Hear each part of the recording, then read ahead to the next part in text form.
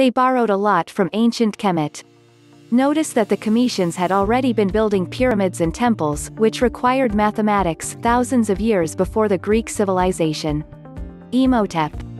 The famed of the Greek philosophers themselves attest to their schooling in Egypt as their source of philosophical prowess.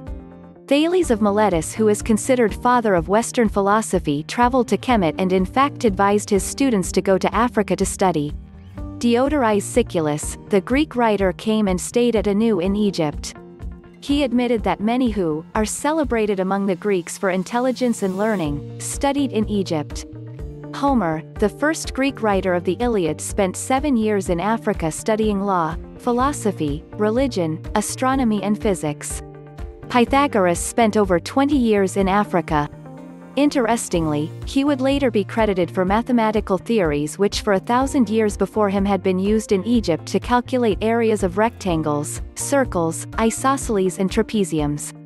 And writing in Bucyrus, Socrates himself admits, "I studied philosophy and medicine in Egypt." So famed was Egypt a center of high learning and philosophical thought that Saint Clement of Alexandria, himself a Greek, would write, "If you were to write a book of 1,000 pages, you could not put down names of all Greeks who went to Nile Valley in ancient Egypt to study, and even those who did not go claim they did because it was prestigious." The ancient Greeks traced all human inventions to the Egyptians, from calculus, geometry, astronomy and dice games to writing. Since the time of Homer, Egyptian antiquity functioned strictly as a highly memorialized component of Greek history. Herodotus said it, Plato confirmed it, and Aristotle never denied it. p. 47. Indeed, in their book, A History of the Modern World, 1984, R. R. Palmer and Joel Colton corroborate this historical truism by contending that, no, ancient Greek philosophy was not stolen, borrowed, or otherwise. It was the product of a very specific thought which resulted in specific philosophical schools. All of them being entirely Hellenic. On mathematics, it is known that ancient Greeks had contact with Egyptians and Phoenicians. It is very likely that some mathematic principles were learned from them. Most theories, proofs and principles, however, are the fruit of Hellenistic work. Trigonometry, for example, may have been influenced from previous civilizations. Using the word stolen simply implies no work or effort was carried out. Every single Western civilization has learned from the previous ones and then produced something new, more knowledge built upon previous. Ancient Greeks learned from those around them, Egyptians, Phoenicians, then the Romans learned from the ancient Greeks, the Arabs learned from the Romans and advanced mathematics, the Germans, French, Spanish and English through studying Latin, ancient Greek and other principles advanced physics, mathematics, astronomy and other sciences. And on it goes. This is how the world works.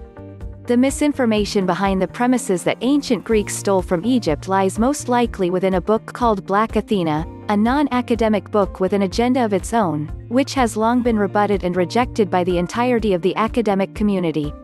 It simply holds no validity, and oversimplification of such important principles such as the manner on which human knowledge is built are dangerous. In favor of the thesis of false originality. It is possible that the Egyptians had something like philosophy, but that given the priestly caste's aversion to publication of their views, a secrecy mentioned and endorsed by Plato, it may be that what the Greeks acquired from them merely appears to be a Greek invention because the Egyptians did not publish them. Similarly, while the Pythagoreans published nothing, and most of what we have of them is from students of Pythagoras who left and published their own works. From these fragments, scholars must try and reconstruct the original ideas of Pythagoras himself. Likewise, it may be the case that we have to reconstruct Egyptian thought from the Greeks and Hebrews. Against the thesis of false originality. However, if you look at what the Greeks did publish, from the myths of Homer and Hesiod, which are undeniably both Greek and pre-philosophic, to Thales and Anaximander, to the Ionians, then the Eleatics, then the Athenians, you find interesting facts which are undeniable. First you start with pure myths, Homer, Hesiod, then you have religious movements like the Mysteries with basic proto-science at the same time, including math, which everyone agrees is from the Near East. Then there is a series of conflicting schools of thought whose debates make no reference to any non-Greek opinions. These schools of thought develop from mythical thinking to the complete scientific worldview of Aristotle without any reference to non-Greek opinions. While people all over the world practiced science or engineering, only the Greeks asked, "What is science?" and "How is it that math is useful for science? How can we know things about the external world by studying math?"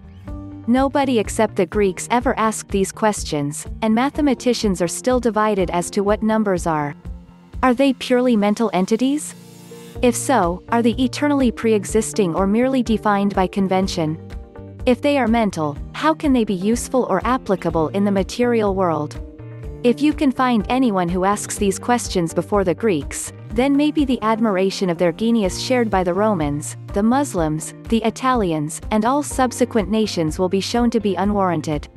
Anyone who bothers to read them can see that they have contributed more than geometry, astronomy, theology, myth, and medicine, which the Greeks acknowledged were important Egyptian contributions. The Romans conquered the Greeks and the Egyptians, but even they admitted that the Greeks were special, and this was because they read them and tried to improve on them. In so doing, they became what we now call educated, and this is the same meaning which we now give to the phrase liberal education.